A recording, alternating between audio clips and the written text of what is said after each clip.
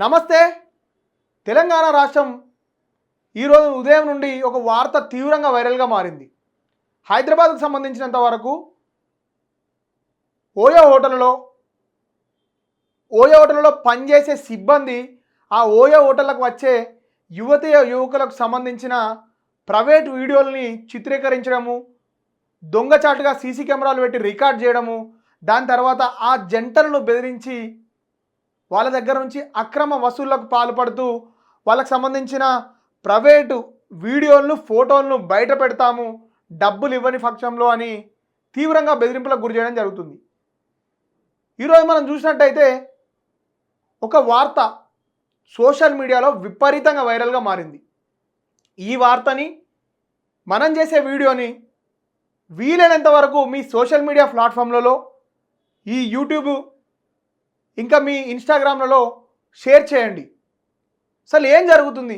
హైదరాబాద్ సంబంధించిన ఓయో హోటళ్లలో హైదరాబాద్లోని యువతి యువకులు లేకపోతే వేరే రాష్ట్రం నుంచి వచ్చే విజిటర్సు, ఇది ఒక పర్యటనకు సంబంధించిన ఒక పెద్ద సిటీ కాబట్టి ఇక్కడికి చాలామంది జంటల రూపంలో వస్తున్నారు.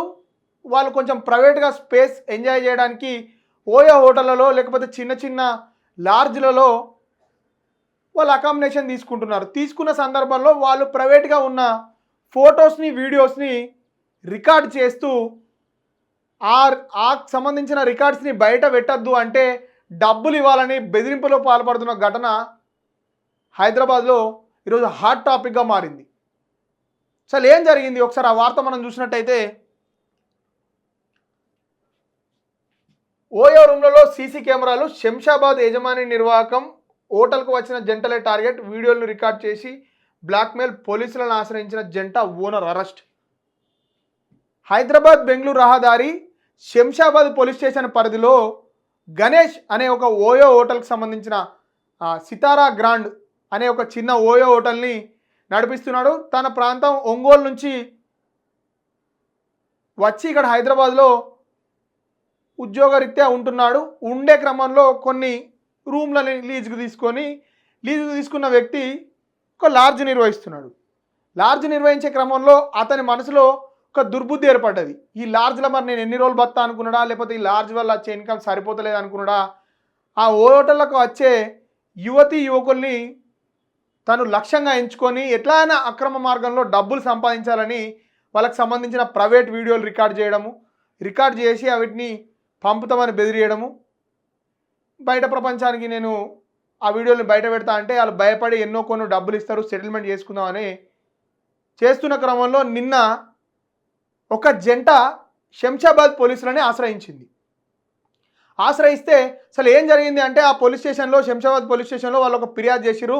మాకు సంబంధించిన ప్రైవేట్ ఫోటోలని వీడియోలని ఈ పలానా నెంబర్ నుంచి బయట పెడతామని మాకు బెదిరింపులు వస్తున్నాయని చెప్తే అక్కడ విచారణ జరిపిన పోలీసులు ఆ హోటల్ యజమానినే అదుపులోకి తీసుకున్నారు. ఆ హోటల్ యజమానికి 2 ఫోన్లు ఉన్నాయి. ఆ 2 ఫోన్లను సీజ్ చేస్తే దాదాపు ఒక ఫోన్లో 100 వీడియోలు, ఇంకొక ఫోన్లో 150 వీడియోలు దాకా ఉన్నాయి. అది తీవ్రంగా వాళ్ళందరినీ కూడా డబ్బుల కోసం బెదిరించి బ్లాక్మెయిల్ చేసిండు. ఇలాంటి ఘటనలలో ఈ వ్యక్తి తరచుగా పాల్గొంటుండు. ఇలాంటి విషయాల్ని గమనించిన అక్కడ ఉన్న ఒక జంట పోలీసులకు ఫిర్యాదు చేయడంతో ఆ హోటల్ ఓనర్కి సంబంధించిన భాగవతం అంతా బట్టబలైంది. ఓయో హోటళ్ళకు పోతున్న యువతి యువకులు కానీ లేకపోతే ఇంకా వేరే ఎవరైనా కానీ జాగ్రత్తగా ఉండాల్సిన అవసరం ఉన్నది. ఈ రోజున మన షాపింగ్ మాల్స్లలో అదే పరిస్థితి, ఓయో హోటల్స్లో అదే పరిస్థితి. ఇంకెక్కడన్నా పబ్లిక్ రెస్టారెంట్లకు సంబంధించిన రెస్టారెంట్కి పోతే అక్కడ ఉన్న వాష్రూమ్లలో దొంగతనాల సీసీ కెమెరాలు పెట్టి రికార్డ్ చేయడం, మహిళలకు సంబంధించిన వీడియోస్ని వాళ్ళ దగ్గర పెట్టుకొని మీ వీడియో ఉన్నది మా దగ్గర, లేకపోతే దీన్ని పబ్లిష్ చేస్తామని విపరీతంగా వాళ్ళని బెదిరింపులకు పాల్పడి వాళ్ళ దగ్గర పెద్ద మొత్తంలో డబ్బులు లాక్కునే ప్రయత్నం చేస్తున్నారు. ఒకవైపునేమో సైబర్ మోసాలు, ఉద్యోగాలు ఇప్పిస్తాము, ఇంకోటి చేస్తామని చెప్పి మెసేజ్ చేయడము, పార్ట్ టైం జాబ్ల పేర్ల మీద అలాంటి మోసాలు చూస్తూనే ఉన్నాం.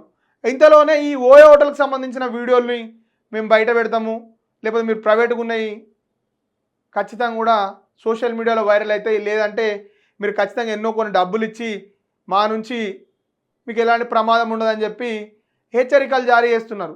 అసలు ఏం జరుగుతుంది? ఓయో హోటల్లో అసలు ఎంతవరకు సురక్షితం ఉన్నాయి? ప్రతి యువతి యువకులు కానీ అక్కడికి వెళ్ళే వాళ్ళు కానీ అక్కడ ఇంకా ఆ ఓయో హోటళ్ళు అక్రమ దందాలకు అంటే పత్తాలు ఆడడానికి కానీ క్రికెట్ బెట్టింగ్లకు కానీ ఇవన్నిటికి కూడా ఓయో హోటల్ అడ్డాగా మారినాయి. అసలు దాంట్లో ఓయో హోటళ్ళలో హత్యలు కూడా జరుగుతున్నాయి. వీటిని కంట్రోల్ చేయాల్సిన పోలీసులు అక్కడ ఉన్న హోటళ్ళ దగ్గర చిన్న చిన్న లాడ్జ్ల దగ్గర తలా ఇంత అంటే నెలకింత మామూలు లెక్క తీసుకొని వదిలిపెట్టి చూసి చూడనట్టుగా వ్యవహరిస్తున్నారు. అసలు ఈ ఘటన బయటకు వచ్చింది కాబట్టి పోలీసులు దీని మీద ఖచ్చితంగా ఒక ఫిర్యాదుదారుడు వచ్చి ఫిర్యాదు చేయడం ద్వారా ఎట్టి పరిస్థితుల్లో మేము యాక్షన్ తీసుకోవాలి కాబట్టి తీసుకుంటున్నాం అన్నట్టే ఉంది. కానీ ఎక్కడ కూడా హోటల్కి సంబంధించినంత వరకు ఎలాంటి మానిటరింగ్ చేయడం లేదు, ఏం కూడా చేయడం లేదు. నిన్న ఇంకా ఘోరమైన విషయం ఏంటంటే హైదరాబాద్ టాస్క్ ఫోర్స్ పోలీసులు ఒక స్పా సెంటర్ మీద రైడ్ చేయడం జరిగింది. ఆ స్పా సెంటర్లో ఏం జరుగుతుందంటే మధురా నగర్కు సంబంధించిన స్పా సెంటరు, దాంట్లో ఏం జరుగుతుందంటే అక్రమంగా వ్యభిచారం జరుగుతుందని చెప్పి ఆ స్పా సెంటర్కి సంబంధించిన ఇన్ఫర్మేషన్ని పోలీసు వాళ్ళకు అక్కడ ఉండే ప్రైవేట్ వ్యక్తులు కానీ లేకపోతే ఎవరన్నా సోషల్ యాక్టివిస్టులు కానీ ఇచ్చారు.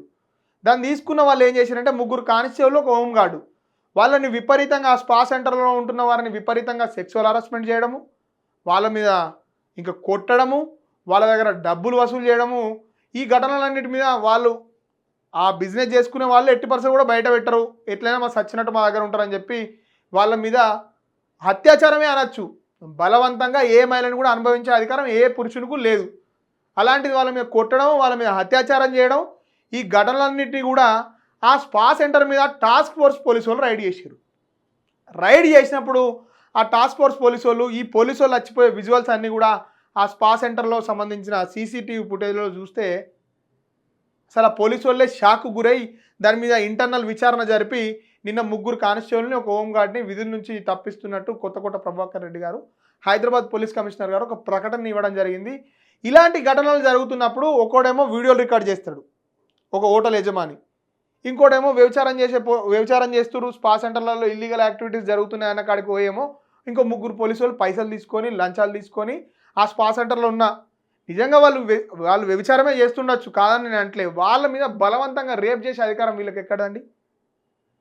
నిజంగా వాళ్ళు తప్పు చేస్తున్నప్పుడు మీరు యాక్షన్ తీసుకుంటారా? మీరు కూడా వాళ్ళతో చేరి వాళ్ళ మీదనే రేపులు చేసి వాళ్ళ మీదనే ఇబ్బంది పెట్టి వాళ్ళని కొట్టి వాళ్ళ డబ్బులు గుంజుకుంటే ఇదంతా కూడా టాస్క్ ఫోర్స్ పోలీసు వాళ్ళ నివేదిక ఆధారంగా నేను కమిషనర్ పోలీసు సస్పెండ్ చేసేదాకా పరిస్థితి వచ్చిందంటే ఎంతవరకు ఈ వ్యవస్థ దిగజారుతుంది? మొన్నటికి మొన్న మనం చూసినట్టయితే కుక్కట్పల్లికి సంబంధించినంత వరకు 17 మంది విదేశీ యువతుల్ని అరెస్ట్ చేశారు కదా, దాంట్లో కూడా పోలీసులకు ఇండైరెక్ట్గా వ్యవహారాలు ఉన్నాయి.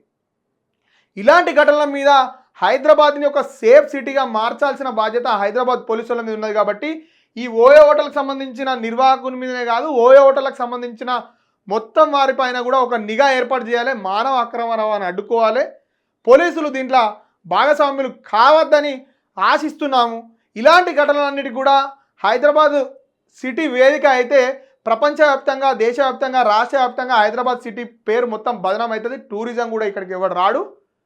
ఇలాంటి ఘటనల మీద పోలీసులు ఉక్కుపాదం మోపుతారని చెప్పి ఈ నిందితుని మీద విచారణ జరిపి ఎలాంటి పొలిటికల్ ప్రెషర్ గురి కాకుండా అసలు ఎంతమంది వీడియోలు రికార్డ్ చేసిండు, ఏం జరిగింది, మొత్తం ఒక నివేదిక తయారు చేసి ఇతని మీద వెంటనే ఎంత వీలైతే అంత కఠినమైన చట్టపరమైన చర్యలు తీసుకుంటారని ఆశిస్తుండ్రు తెలంగాణ రాష్ట్ర ప్రజలు కానీ లేకపోతే హైదరాబాద్ రాష్ట్ర ప్రజలు కానీ. మరిన్ని ఇలాంటి కీలక అప్డేట్స్ కోసం చూస్తూనే ఉండండి మన తొలి వెలుగు.